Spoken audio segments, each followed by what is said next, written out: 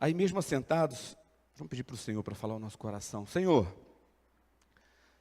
essa é a nossa última reunião como igreja, esse ano de 2013, um ano marcado por tantas coisas, boas e ruins, coisas fáceis e difíceis, mas uma realidade que não pode ser mudada é que o Senhor esteve presente na nossa vida como igreja, nos sustentou, nos fez trilhar caminhos seguros, apesar das batalhas enfrentadas, apesar das dores sentidas, o Senhor nos fez caminhar por caminhos seguros, e nós te louvamos por isso, e atribuímos, ó Deus, essa certeza, essa segurança à Tua palavra, que não tem deixado de ser proclamada aqui neste lugar, e que não tem deixado de ser meditada nos lares aqui representados. Então nós te louvamos por isso. E mais uma vez, Senhor, nessa manhã, fale conosco, encha os nossos corações com as Tuas verdades, para que possamos sair daqui animados, encorajados, para o desafio de um próximo ano, se o Senhor assim nos permitir. Nós nos entregamos a Ti, entregamos nossos corações, pedimos isso no nome doce, precioso e poderoso do nosso Senhor e Salvador Jesus Cristo. Amém. Amém? Isso, pode dar amém. Ninguém vai taxar você de pentecostal se você falar amém, aleluia, glória a Deus, tal. Pode falar, isso não é pecado não. Nós estamos falando sobre vários sentidos do Natal para a gente ao longo desse mês. Falamos sobre expectativa, falamos sobre realidade, falamos sobre concretização de promessas, falamos das promessas, e hoje queremos encerrar falando de esperança. Porque o Natal de Jesus é o maior brado de esperança na história da humanidade. Não existe outra proclamação em alto e bom som, de forma tão contundente, apesar do contexto adverso, que grita esperança e abre a possibilidade de esperança, não abre a porta da esperança. Lembra que tinha um programa assim na televisão, há 200 anos atrás? Estou velhinho, né? Vou só me denunciando aqui na minha idade. Mas abre as possibilidades de termos e nutrirmos no nosso coração esperança. E eu queria ler com vocês um versículo que está em 1 Coríntios 15, 19. É um texto bem conhecido.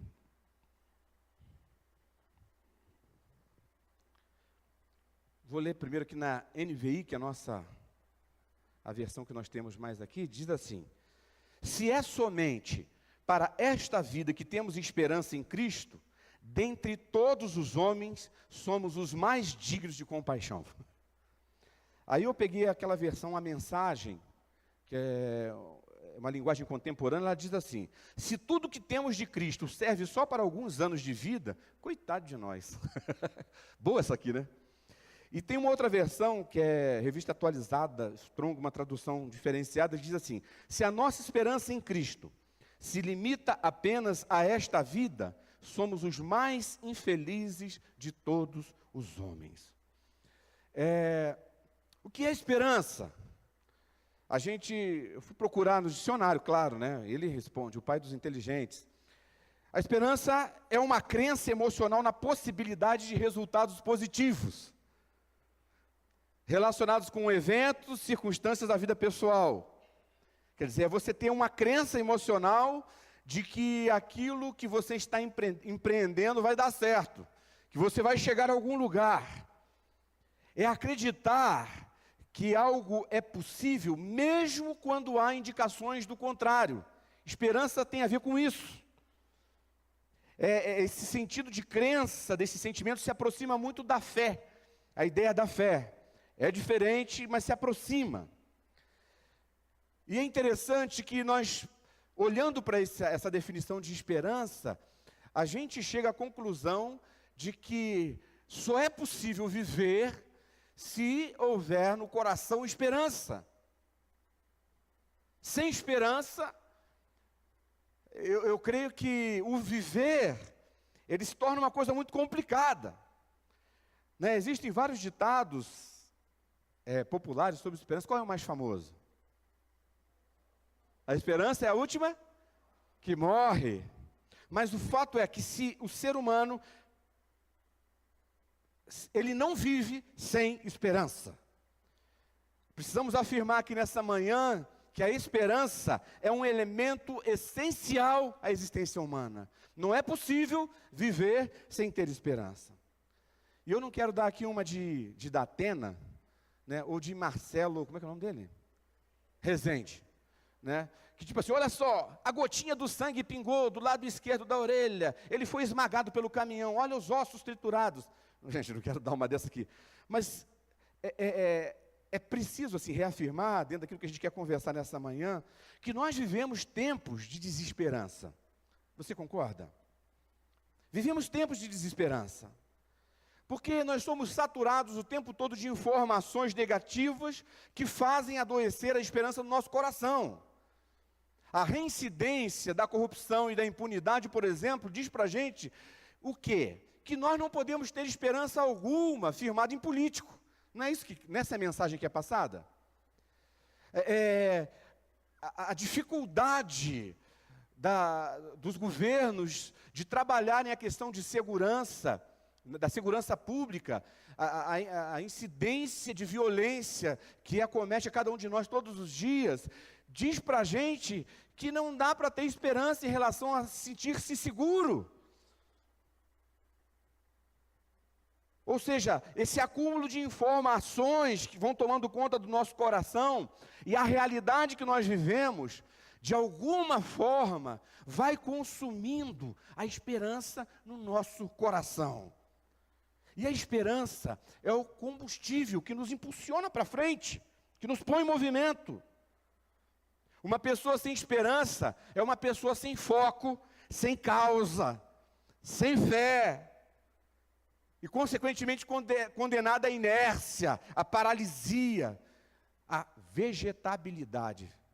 Inventei uma palavra agora, é interessante, é viver uma vida vegetativa.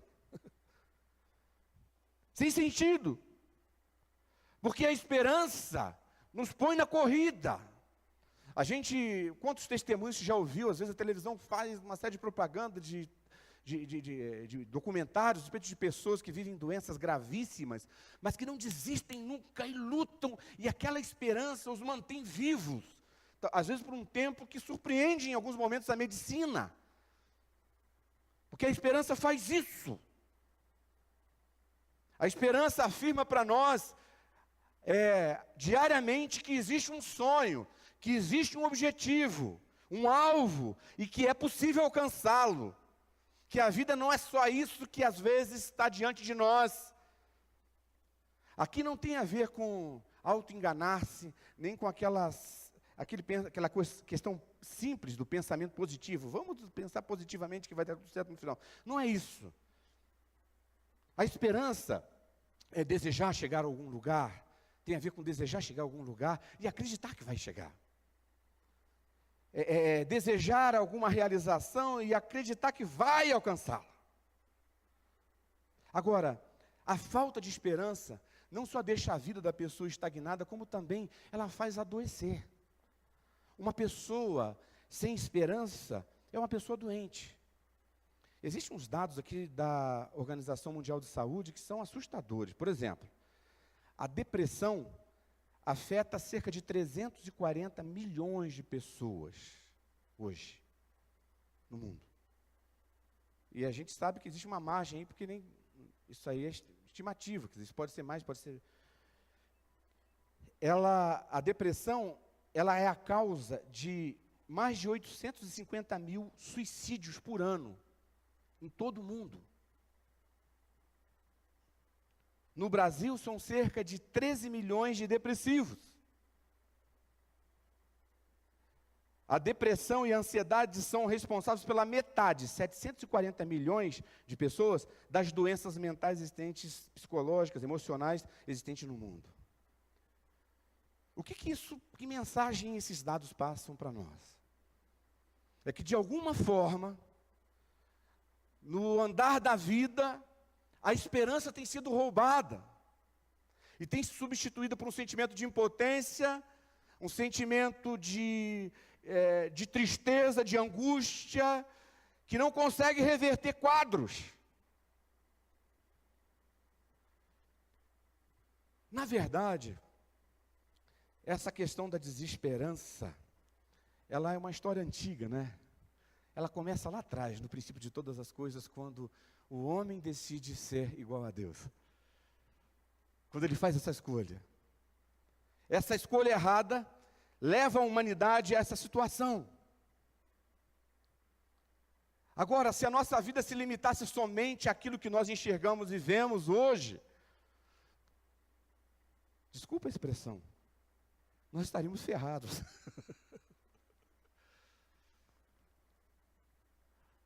A vida é mais do que isso. A vida é mais do que isso.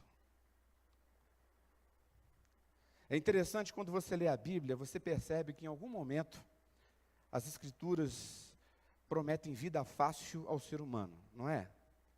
Lá no comecinho, talvez tivesse. Olha, você vai viver aqui, vai passear no jardim com Deus, está tudo bem ali, relação do ser humano com Deus, sem sofrimento. O homem tentou ser igual a Deus, caiu nessa tentação, e aí o que acontece a partir daí, olha, é com suor que você vai conseguir suas coisas, é com dor que você vai dar à luz, percebe? Uma série de coisas que não faziam parte são inseridas na vida do ser humano. Então, desde lá de trás, a coisa já vem assim. Jesus também nos evangelhos, ele jamais fez isso, ele jamais prometeu vida boa, tranquila. Na verdade, nós é que queremos acreditar nisso. Nós fazemos escolhas e queremos acreditar que, na verdade, eu não quero sofrer. Aí a gente já progride assim, eu não devo sofrer e eu não posso sofrer, porque afinal de contas, eu sou filha de Deus, sou filho de Deus. Isso tudo vai crescendo no nosso coração. Por exemplo, aquelas pessoas que não são seguidoras de Jesus Cristo, desejam essa vida, com tudo tranquilo, sem problema, vida fácil, e questionam a existência de Deus, porque no dia a dia, eles têm que enfrentar problemas, eles têm que conviver com desgraça, e aí começam a questionar, Deus não existe, será que Deus existe? Por que está acontecendo tanta desgraça? Porque na verdade, eles queriam que existisse um Deus, que facilitasse de tal forma os seus caminhos, que ele não sofresse. E mesmo os seguidores de Jesus, nós podemos ser incluídos nessa trupe. Municiados de textos bíblicos, isolados e fora de contexto, a gente começa a determinar, tenta obrigar a Deus a agir de determinada forma, que Ele intervenha na nossa vida para que passe o sofrimento. E a gente esquece que Deus não é um balconista de plantão para satisfazer nossas vontades.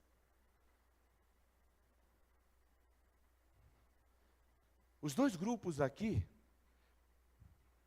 estão equivocados, porque esquecem que a vida é vida para todos.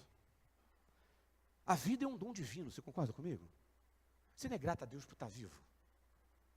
Por estar vivo. Mesmo com todas as lutas, é um dom divino. É somente pela graça e pela vontade de Deus que você veio à existência. Se Deus não decidisse pela sua existência, você não existiria, não estaria aqui. É um dom divino. Só que esse dom divino, ele tem uma imensidão de bônus. Mas também tem alguns ônus. E esses ônus não têm a ver com a maldade de Deus sendo aflorada para determinar coisas ruins sobre a tua vida, sobre a vida do ser humano, mas esses ônus têm a ver com as escolhas erradas da humanidade desde o início da história da humanidade. Pode parecer resposta simplista, mas muita coisa que colhemos aqui é fruto do pecado. Você concorda com isso? Você lê a Bíblia, né? Você lê a Bíblia e você concorda com o que eu estou dizendo.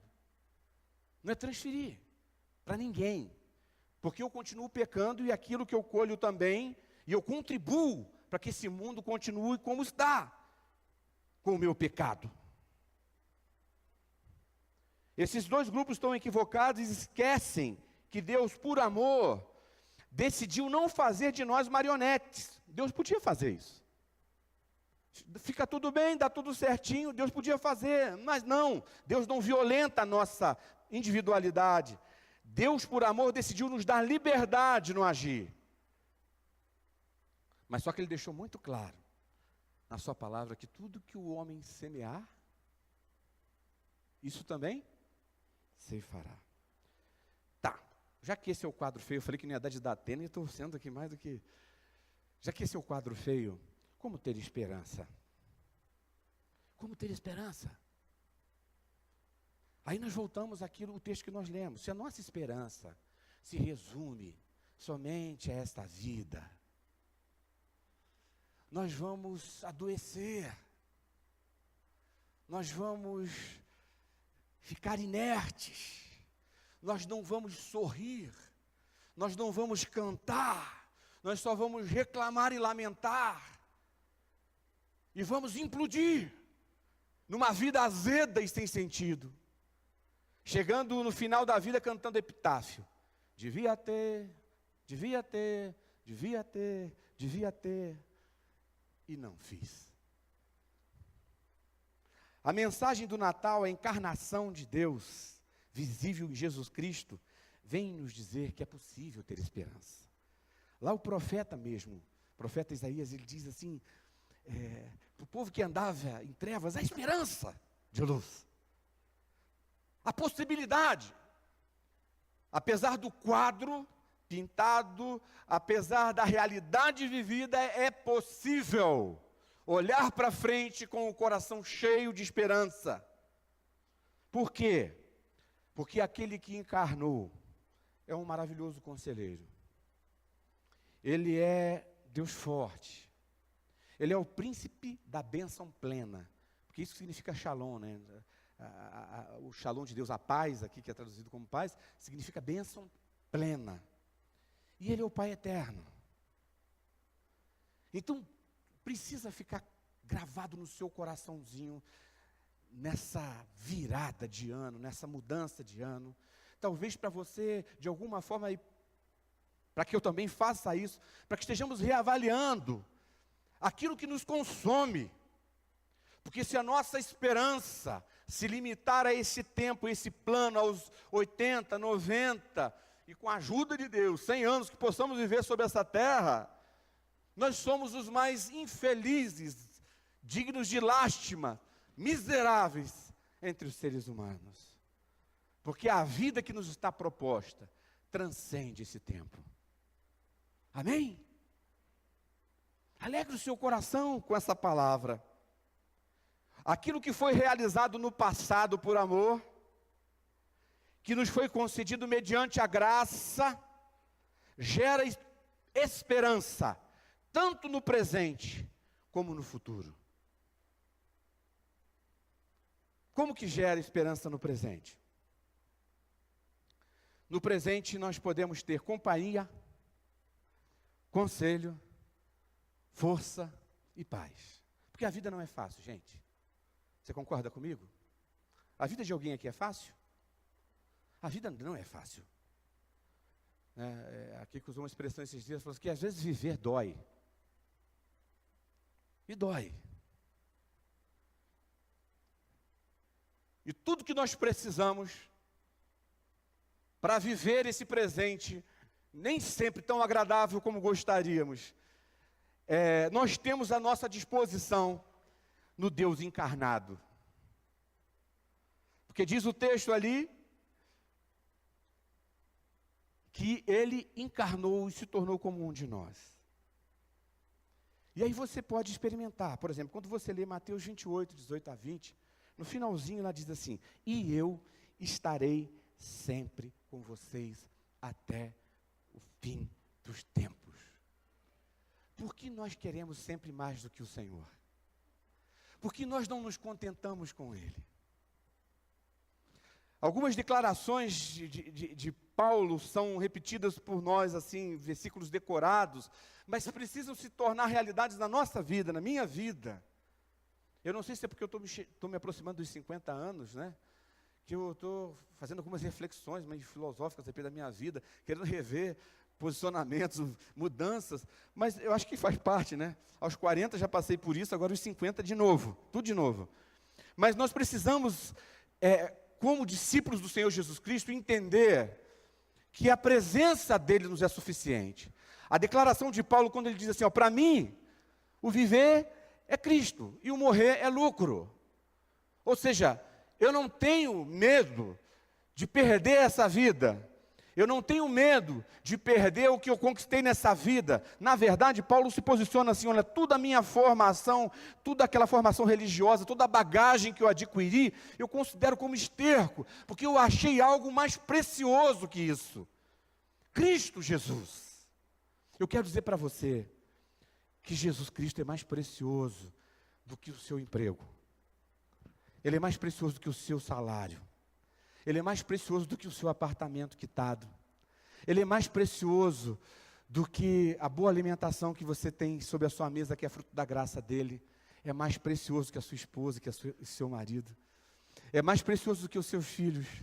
É mais precioso do que a sua igreja. É mais precioso do que a religião. É mais precioso do que a sua própria vida.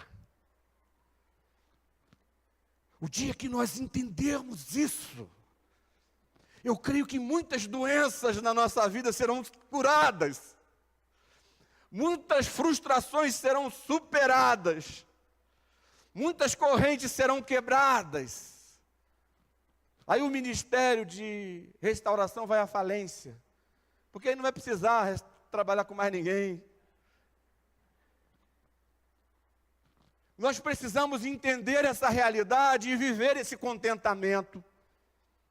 A presença dele nos é suficiente, porque a presença dele traz o conselho que nós precisamos, diante das decisões importantes e das escolhas que temos que fazer na vida.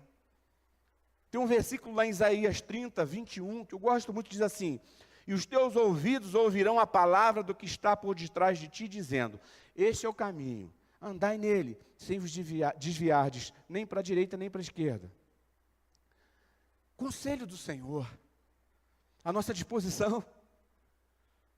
Quantas vezes nós nos sentimos assim, diante de becos sem saída, mas a presença dele traz esse conselho, essa voz. Isso aqui não era só para a nação de Israel naquela situação. Se nós cremos que Deus não faz acepção de pessoas, o mesmo Deus que cochichou no ouvido de Israel, cochicha no teu ouvido também. Você concorda com isso ou não? Outra questão, a presença dele traz, a presença dele necessariamente não estanca o sofrimento, necessariamente não faz acabar o sofrimento, mas a presença dele produz uma paz, a presença dele produz uma bênção plena, mesmo no olho do furacão. Só experimenta isso quem tem Jesus Cristo como Senhor e Salvador da sua vida. As coisas não estão resolvidas, o diagnóstico não mudou, o dinheiro não caiu na conta, não teve resposta para o currículo enviado, mas o coração está em paz. Que loucura é essa? É isso que a palavra de Deus diz a respeito do Evangelho, que o Evangelho é loucura. É loucura. E força. Todos nós aqui sabemos que, e poderíamos relatar pelo menos uma situação na nossa vida, onde você tem plena convicção e certeza de que você já não tinha mais força para continuar, e você só continuou porque a força do Senhor foi eficiente na tua vida. Não é verdade? Ou seja, a nossa vida é assim. A vida é assim. A vida tem festa, mas a vida tem choro. A vida tem alívio, mas a vida tem dor. A vida tem ganho, a vida tem perda. Agora, loucura é passar por essa vida sem o Deus encarnado. Isso é loucura. Agora, se você tem esse Deus encarnado como Senhor da sua vida, você pode sim passar por essa vida. Aí você pode levantar a bandeira daquele versículo de Paulo, que às vezes é usado de forma triunfalista, mas usá-lo com propriedade, dizendo assim: eu posso todas as coisas naquele que me fortalece. Posso morar na mansão, posso morar no barraco, posso comer filé mignon, posso comer músculo, só a parte do nervo mesmo, ou nem comer músculo. Eu posso passar por essas coisas, porque a força que atua em mim é a força do Senhor. Muitos de vocês aqui têm vivido realidades assim, difíceis, pesadas, mas há uma força aí. E sabe por que a força? Sabe por que a conselho? Sabe por que a paz? Porque o Deus encarnado é um conselheiro maravilhoso que não te deixa sem direção. Porque o Deus encarnado é o Deus forte. Ele multiplica as forças daquele que já não tem nenhum vigor. Porque o Deus encarnado é o príncipe da bênção plena. É por isso que você pode. Agora, são as bênçãos que nós temos presente. Só que, eu estou falando desde o início aqui que a nossa vida não se limita a isso. A nossa vida transcende. E é por isso que o Deus encarnado também é Pai da eternidade. Porque essa é a realidade da vida daqueles que andam com o Senhor. É vida eterna. É vida eterna. Então eu posso ter esperança em relação ao meu presente, não que as coisas que eu não vá passar pelas situações difíceis, mas que eu tenho o conselheiro, o príncipe da paz e o Deus forte está comigo.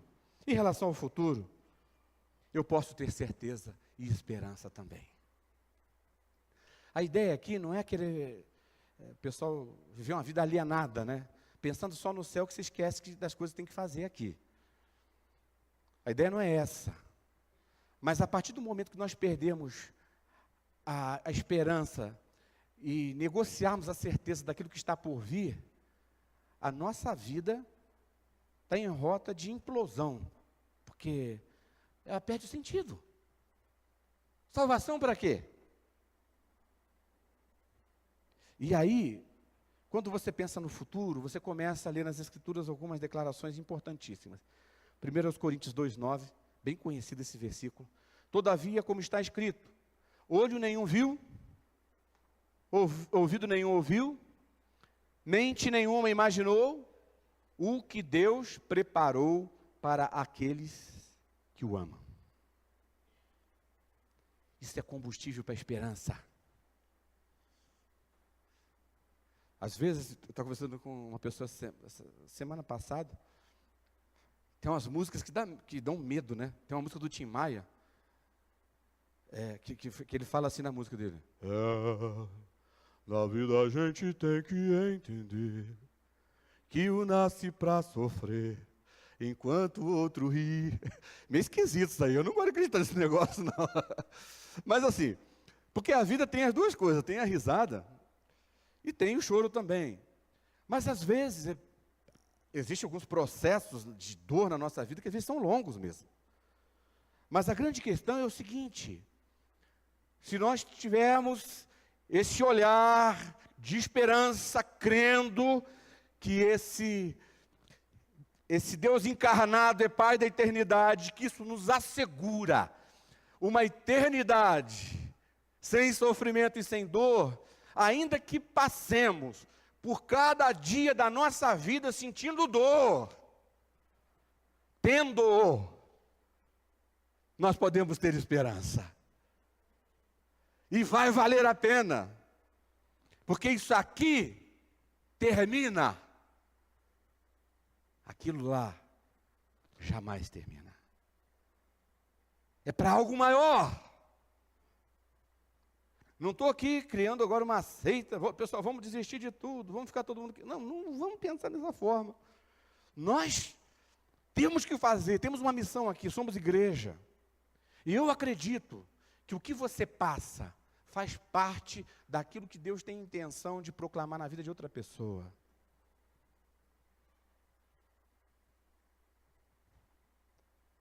Eu nunca tive preconceito com pessoas que estivessem em depressão.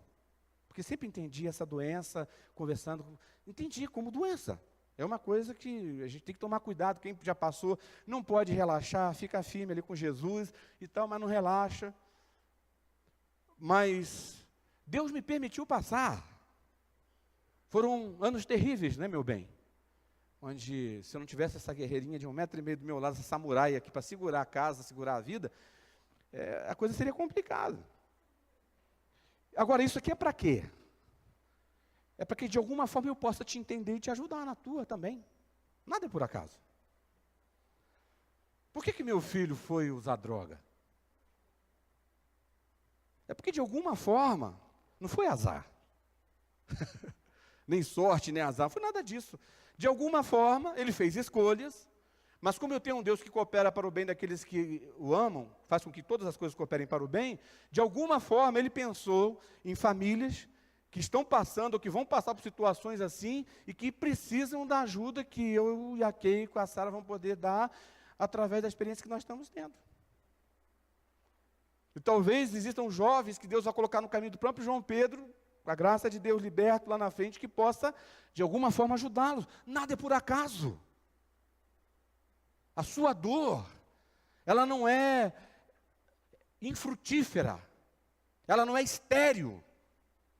A dor dos filhos de Deus, ela é frutífera, ela gera vida, ela transforma situações, porque nós não vivemos para nós mesmos. Às vezes isso não é dito lá na conversão, né? Porque a gente diz, vem para Jesus, vai ficar tudo bem para você, mas assim, a gente esquece isso, dizer isso também, olha, a partir de agora a tua vida não é mais tua não, viu? Você não manda mais nada. A gente esquece de falar isso para as pessoas que a gente ganha para Jesus. E às vezes esqueceu de falar para a gente também. Porque tudo que somos, vivemos, tem a ver com um projeto maior, que é o projeto de Deus, na vida das pessoas que estão à nossa volta. Mas voltando aqui no texto. Outro texto, 1 Tessalonicenses 4,13, estou terminando, tá, irmãos? Estou me empolgando demais aqui, mas é o último sermão do ano, a gente tem um pouquinho de paciência, né? 1 Tessalonicenses 4, diz assim, irmãos, não queremos que vocês sejam ignorantes quanto aos que dormem, para que não se entristeçam com os outros que não têm esperança. Se cremos que Jesus morreu e ressurgiu, cremos também que Deus trará, mediante Jesus e juntamente com Ele, aqueles que nele dormiram. Dizemos a vocês pela palavra do Senhor, que nós, os que estivermos vivos, os que ficarmos até a vinda do Senhor, certamente não precederemos os que dormem. Pois, dada a ordem, com a voz do arcanjo e o ressoar da trombeta de Deus, o próprio Senhor descerá do céu, e os mortos em Cristo ressuscitarão primeiro. Depois disso, os que estivermos vivos seremos arrebatados juntamente com eles nas nuvens, aleluia, para o encontro com o Senhor nos ares. E assim estaremos com o Senhor para sempre. Para sempre. Consolem-se uns aos outros com essas palavras. A vida é difícil. Consolem-se uns aos outros com essa palavra, de que haverá um para sempre sem dor.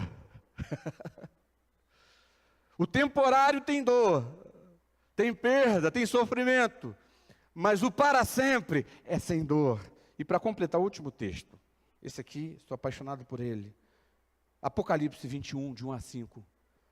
Então vi um novo céu e uma nova terra, pois o primeiro céu e a primeira terra tinham passado, e o mar já não existia.